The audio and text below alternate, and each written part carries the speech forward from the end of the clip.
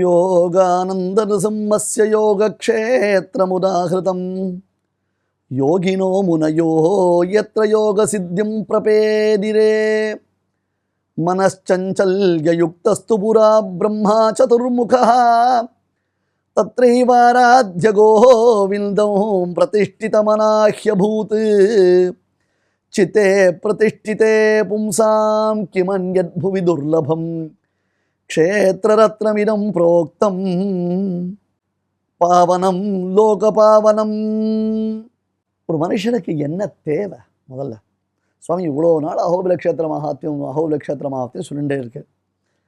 Actually நாங்கள்லாம் என்ன expect பண்ணுறோம், எங்களுக்கு என்ன தேவை அப்படின்றது உங்களுக்கு தெரியுமா? அதை நீர் யோசிச்சிரா அப்படின்னு ஒரு கேள்வி வரும் இல்லையா? ஒரு மனிதனுக்கு என்ன தேவை அப்படின்னு கேட்டால், காசு வேணும், பணம் வேணும். அதான் காசு பணம் வேணும், பொண்டாட்டி பிள்ளைகள் வேணும், வீடு வாகனங்கள் வேணும். எவ்வளோ பணம் இருந்தால் தேவை? எவ்வளோ இருந்தாலும் போகிறலையே சுவாமி, வந்துட்டே இருந்தால் போகிறோன்ற மாதிரி தான் இருக்குது இல்லையா? அந்த மாதிரி ஒரு ஆசை நமக்கு ஏற்படுகிறது. அப்போ இதெல்லாம் இருக்குது, ஒருத்தனுக்கு மன அமைதியே இல்லை.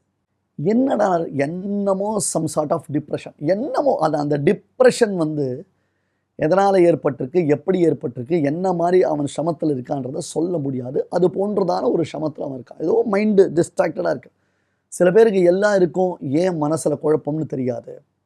சில பேருக்கு குழப்பத்துக்கு 1000 காரணம் இருக்கும், எந்த காரணத்தினால என்னென்ன குழப்பம்னு கூட தெரியாது. அந்த மாதிரி கன்ஃபியூஷன்ஸில் இருப்பா. சில பேர் எதை பார்த்தாலும் பயப்படுவா. ஒரு ஃபியர் ஃபேக்டர் நம்ம சொல்கிறோம் இல்லையா? அந்த மாதிரி எல்லாத்துக்கும் அவளுக்கு பயம் வரும். மனசில் ஒரு தெளிவு அப்படின்றது வேணும். நிறைய பேர் இப்போ அதுக்கு உண்டானதான பல உபாயங்களை சொல்கிறா. தியானம் பண்ணுன்றா, யோகம் பண்ணுன்றா, அதுக்கு தனித்தனியாக கோச்சிங் கிளாஸ்லாம் போல் நடத்துகிறா போல இருக்கு இல்லையா? யோகம்னா என்னென்னு வைஷ்ணவ சம்பிரதாயத்தை பொறுத்தவரை நாதமுனிகளுக்கு பிறகு யோகம்ன்றது சம்பிரதாயமாக சாட்சாத்தாக வரல. நாதமுனிகள் தான் கடைசியிலன்றதை சுவாமி தேசிகன் எடுத்து காண்பிக்கிறார். அப்போ இப்போ பண்ணுறதுலாம் யோகமா? அதை பற்றி அடியானுக்கு ரொம்ப விஷயம் தெரியாது, அதை பற்றி விசாரம் பண்ணவும் விரும்பலை. ஏன்னா நமக்கு சுலபமான பல வழிகள் என்று சும்மன் காமிச்சிருக்கச்சே யார் யார் என்னென்ன சொல்கிறான்றதை தேடி போக வேண்டிய அவசியம் இது வரைக்கும் தான் அடியானுக்கு ஆச்சாரியர்கள் ஏற்படுத்தலை. ஆகையால் ஒன்றும் விசாரம் இல்லை. தேசிகன் காஞ்சிபுரத்தில் வேளுக்கை என்னும் ஒரு க்ஷேத்திர விசேஷத்தில் சேவை சாதிக்கக்கூடிய பெருமாள் ரிசும்மனை ஸ்தோத்திரம் பண்ணியிருக்கார். அதற்கு காமாசிகாஷ்டகம் என்பதாக பெயர். காமாசிகான என்ன அர்த்தம் அப்படின்னு கேட்டால், புஷ் பேக் சொஃபஸ்டிகேட்டட் சீட் அப்படின்னு அர்த்தம். இதுதான் விஷயம். காமாசிகான்னு அர்த்தம்னா புஷ் பேக் சொஃபஸ்டிகேட்டட் சீட் அப்படின்னு அர்த்தம். ஃப்ளைட்டில் இண்டிகோவில் எக்கானமி கிளாஸில் போகணுன்னு சொன்னால் நமக்கு புஷ் பேக்கு கிடைக்காது. பின்னாடி இருக்கிறவா நம்மளை புல் பேக் தான், முன்னாடி தான் தள்ளி விடுவோம். நம்மளால் சாய முடியாது. சில பஸ்ஸில் போனால் செமி ஸ்லீப்பர் அப்படின்னு சொல்லுவாள். ஒரு 10 நிமிஷம் படுத்துக்கலாம், அதுக்கப்புறம் முதுகு வலிக்கும். இப்படின்னுவோம் அப்படி நாம் முதுகை அப்படி பண்ணிப்போம். இப்போ அப்படியே நீங்கள் உபன்யாசம் பண்ணிச்சு அப்படி பின்னாடி சாஞ்சிக்க முடியுமா அப்படின்னு பார்ப்பேன். இப்போ பெருமாள் இருக்காருன்றதால தள்ளி ஓரமாக நிற்போம் நம்ம. ஏன்னா நமக்கு எல்லாத்துக்கும் என்ன ஆகுது, ஒரு சப்போர்ட் ஒன்று தேவைப்படுறது. பர்ஃபெக்டாக உட்காந்துட்டான்னா அதுக்கப்புறம் எழுந்துக்கிறதுக்கே மனசு வராது. நல்ல குஷன் புஷ்பேக் சீட்டில் ஒருத்தன் உட்காந்தானா அவனுக்கு எழுந்துக்கிறதுக்கே மனசு வராது இல்லையா? காம ஆசிகா, அதாவது தன் விருப்பப்படி, அதாவது அழகாக கம்ஃபர்டபுள் சிட்டிங் அப்படின்னு அர்த்தம். கம்ஃபர்டபுள் சிட்டிங் அப்படின்னு அர்த்தம்.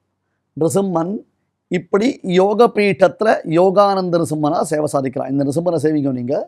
இப்படி யோக பீட்டம், இந்த 2 முட்டி இப்படி மேலே இருக்கும், 2 காலை எக்ஸ் மாதிரி போட்டுருப்பான், 2 கை அப்படி வச்சுட்டுருப்பான். நம்ம சோழசிம்மபுரத்துலேயும் பெருமாள் நிருசிம்மன் அப்படி தான் சேவிக்கிறோம். இந்த போஸ்டருக்கு யோகம் என்பதாக பெயர். இந்த யோகத்தில் பெருமாளை எப்படி சேவிக்கணும் அப்படின்னா இப்படித்தான் சேவிக்கணும் என்று ஸ்வஸ்தானேஷு மருத்கணான் நியமயன் சுவாதீன சர்வேந்திரியா பரியங்கஸ்திரதாரணா பிரகடித பிரத்யங்முகாவஸ்திதி பிராயேண பிரணிபேதுஷாம் பிரபுரசௌ யோகம் நிஜம் சிக்ஷயன் காமாநாதனுதாத் அசேஷ ஜகதாம் காமாசிகா கேசரி. How to worship Lord Nrusimha அப்படின்னா இப்படித்தான் யோகம் பண்ணணும். இப்போல்லாம் அதுக்கெல்லாம் மனுஷா இல்லை, நிருசிம்மனே நமக்கு உபதேசம் பண்ணுறான். தன்னை வணங்கும் பக்தர்கள் யோகத்தினாலே தன்னை சாட்சாத்கரிக்க ஆசைப்பட்டார்களேயானால், அதாவது யோகத்தினாலே தன்னை காண வேண்டும் என்று ஆசைப்பட்டார்களேயானால், இவ்விதமாக அமர்ந்து யோகம் செய்து தன்னை அடைய வேண்டும் என்பதை யோகம் நிஜம் சிக்ஷயன்னு, இப்படி அவர்களுக்கு அந்த யோக பட்டத்தை, யோகாபியாசம் செய்யும் வழிமுறையை உபதேசித்துக் கொண்டு யோக பீட்டத்தில் ரிசம்மன் சேவை சாதிக்கிறான். யோகானந்த ரிசம்மனாக சேவை சாதிக்கிறான். பிரம்மாவுக்கே ஒரு தடவை மனக்குழப்பம், ஸ்ட்ரெஸ். இப்போல்லாம் முன்னாடிலாம் ஒரு 10-15 வருஷத்துக்கு முன்னாடி சுகர் அப்படின்றது ஒரு ஸ்டேட்டஸ் மாதிரி இருந்தால் எல்லாருக்கும். சாரி, நான் காஃபிலலாம் சக்கரை போட மாட்டேன், சக்கரை இல்லாத காஃபி கொடு, பிகாஸ் ஐ எம் சுகர் அப்படின்னா. சுகர் இல்லைன்னா தான் எல்லோரும் சிரிப்பா, என்னையா உனக்கு 50 வயசாச்சு சுகர் வரலையான்னு கேட்பா. எனக்கு சில பேருக்கு சுகர் வியாசர் வசிட்டர்வரில் வந்திருப்பா, அந்த அளவுக்கு இன்க்ரீஸ் ஆகிருக்கும் வச்சுக்கோங்களேன். அந்த மாதிரி ஒரு காலத்தில் ஸ்டேட்டஸ்னால் சுகர் இருந்தது. இப்போ status I am stress, I am in depression. இது ஒரு பெரிய பெருமை. என்ன மொத்தத்தில் என்ன அர்த்தம்? கன்ஃபியூஸ் ஆகி 2 கட்டானா இருக்குன்னு அர்த்தம் இல்லையா?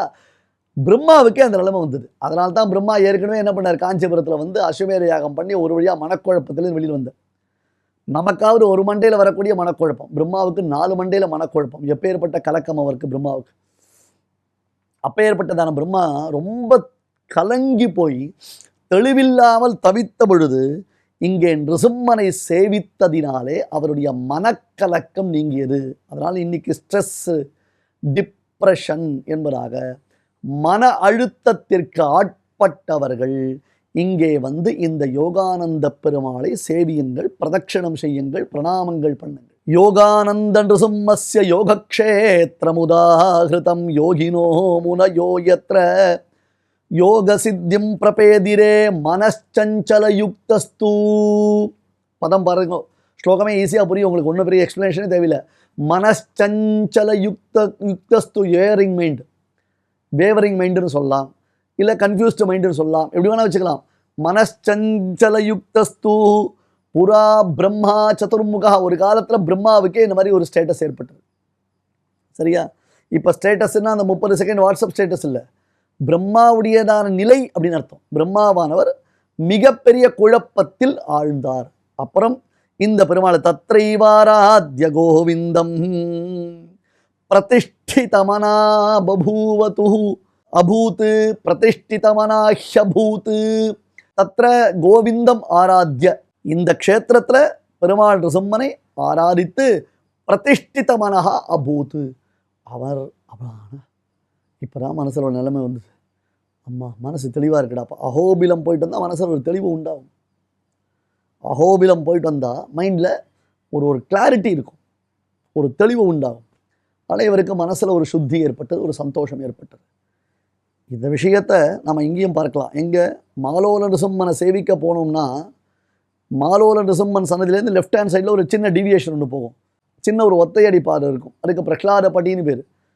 என்ன அர்த்தம்னா, அந்த இடத்துல தான் பிரகலாதன் வந்து பாடசாலையில் வாசிச்சாராம். அந்த இடம் அழகாக இருக்கும், ஏகாந்தமாக இருக்கும், ரொம்ப நல்ல இடம். அது நல்லா அழகாக ஜம்முன்னு பவனாசினி அங்கே தனியாக பிரவகிப்பால். அங்கே ஒரு சின்ன ஒரு ஃபால்ஸ் கூட இருக்கும். இன்ஃபேக்ட் இந்த எல்லாம் யாருமே கிட்ட வர மாட்டான், அந்த மாதிரி இருக்கும் அந்த இடம், அற்புதமாக இருக்கும். இன்னொரு விஷயம் என்னென்னா, அங்கேருந்து தான் பிரகலாதனை கீழே உருட்டி கூட விட்டா அப்படின்னு சொல்லுவாள், பிரகலாத படின்னு சொல்லுவாள். அது பாடசாலை, பிரகலாதனுடைய பாடசாலை அப்படி வச்சுப்போம். அதில் ரொம்ப ஸ்டீப்பாக ஒரு குகை இருக்கும், ரொம்ப ஸ்டீப்பாக இருக்கும், ரொம்ப அது வந்து நெக் டு நெக் இருக்கும். கொஞ்சம் ஏறி போகிறது கஷ்டம்தான், சின்ன இடம் தான், ரொம்ப பெரிய இடம் இல்லை, ஆனால் ஏறது கஷ்டம். அது உள்ளே போனோன்னா அங்கே யோக பீடத்தில் நிருசிம்மன் சேவை சாதிப்பான், யோகத்தில் நிருசிம்மன் சேவை சாதிப்பான். என்னென்ன தன்னன் நிருசிம்மனை எப்படி யோகத்தினால சாட்சாத்கரிக்கணும்னு பிரகலாதனுக்கு தான் சேவை சாதித்து இதை உபதேசம் பண்ணா நிருசிம்மன். என்ன சூப்பர் பாருங்க. நிருசிம்மாவதாரம் ஆச்சரியம் மேலே ஆச்சரியம். பிரகலாதன் கேட்டால், பெருமாளே உன்னை சேவிக்கணும்னு. என்னை எப்படி தெரியுமா சேவிக்கணும் அப்படின்னு பெருமாள் தான் நேரம் வந்தார். இப்போ அவர் சேவிக்கிறது தானே, இருந்தாலும் சுவாரஸ்யம்.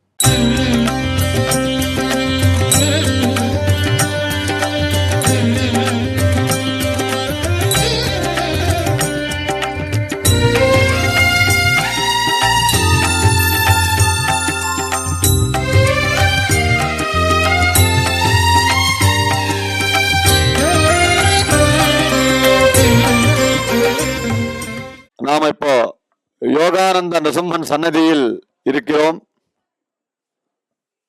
அகோபில க்ஷேத்திரத்தில் 9 நரசிம்மருடைய திருவவதாரங்களில் ஏழாவது எம்பெருமான் யோகானந்த நரசிம்மனாக சேவை சாய்க்கிறான். இந்த பெருமாள் பிரகலாதனுக்கு பிரத்யக்ஷம். ஹிரண்ய சம்ஹாரம் பண்ணவுடனே பிரகலாதன ராஜாவாக நியமிக்கும் போது பிரகலாதனுக்கு ராஜநீதி சாஸ்திரம், யோகா சாஸ்திரம், இது ரெண்டுத்தையும் எம்பெருமானே நேரா பிரகலாதனுக்கு அனுகிரகம் பண்ணேராம். அதனால்தான் இந்த க்ஷேத்திரத்தில் ஏழாவது எம்பெருமானான இந்த யோகானந்த நரசிம்மன் வித்யைக்கெல்லாம் அதிபதியாக எழுந்தருளி இருக்கிறான்.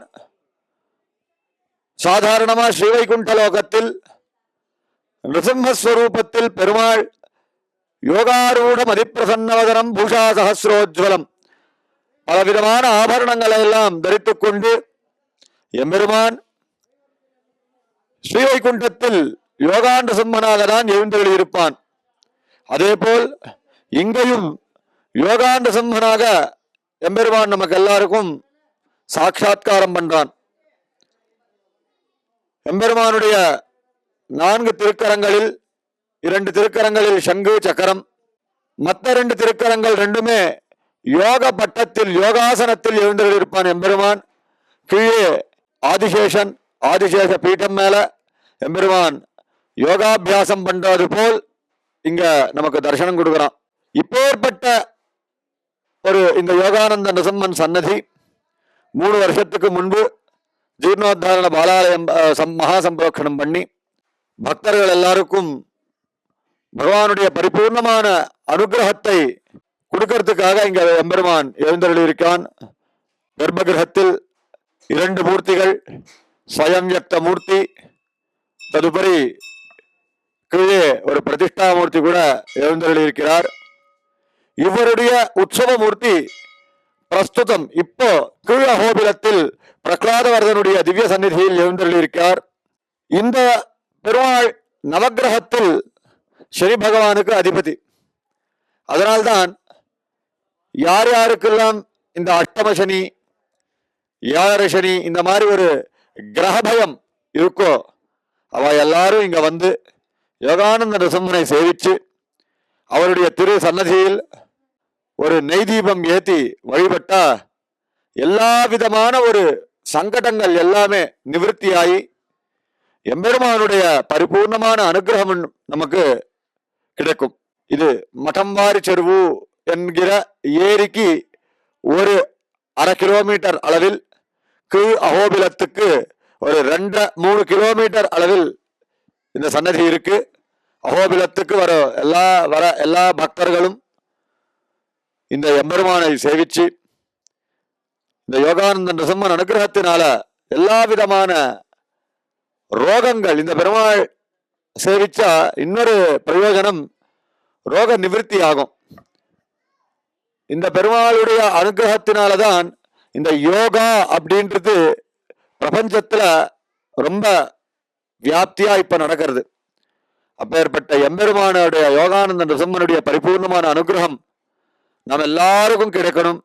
எம்பெருமானுடைய கிருபையினாலே இந்த லோகம் சுபிக்ஷமா இருக்கணும் என்று பிரார்த்தித்து அனைவரும் இந்த யோக சாஸ்திரம் அபியாசம் பண்ணி அதனால் பரதத்துவத்தை தெரிந்து கொண்டு மோட்சம் அடையும்படி நம்ம எல்லாரும் பண்ண வேண்டியது.